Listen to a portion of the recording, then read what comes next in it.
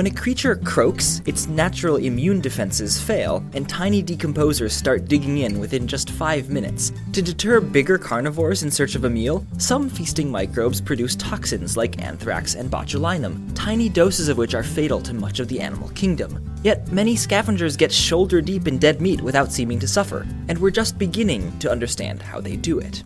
Quality control is one of their earliest lines of defense. Wolves and foxes have been known to pass up diseased reindeer carcasses in favor of prey killed by other predators, although it's not yet clear how they can tell the difference. And despite their reputation, spotted hyenas prefer to dine on fresh meat, minimizing their contact with microbes. But sometimes severely rotten flesh is the only item on the menu.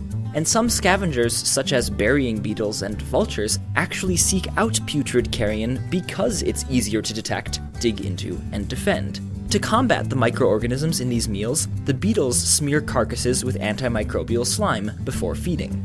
Bearded vultures prefer an after-dinner antibiotic, assaulting microbes with stomach acid that's 10 times more acidic than ours and strong enough to corrode steel.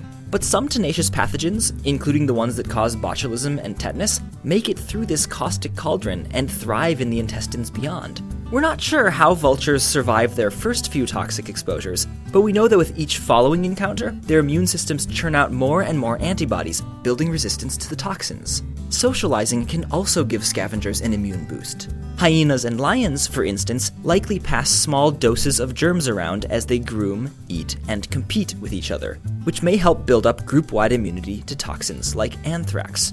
Similarly, we humans have established our own herd immunity through controlled exposure to diseases like meningitis and smallpox.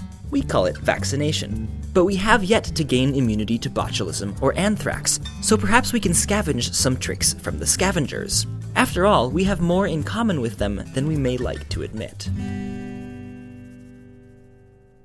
This episode of Minute Earth is supported by Harry's.com, a website devoted entirely to shaving. Harry's offers high-quality, seriously sharp razors at half the price of big-name brands. I don't shave, but my dad does daily, and he says Harry's is the nicest shave he's